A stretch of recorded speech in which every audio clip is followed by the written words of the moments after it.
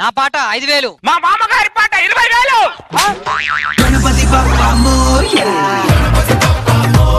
నా పాట 2 లక్షలు. అంటే నా మామ ఎర్రి పప్ప.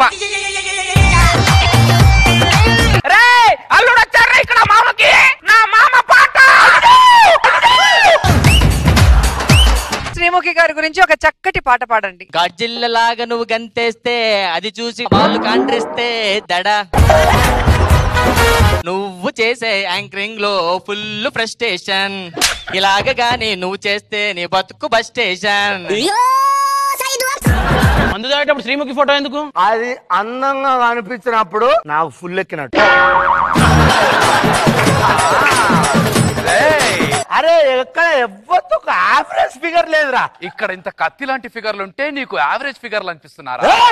నాకు బోడన్ దేవత అయిన యావరేజ్ ఫిగర్ తో సమానం.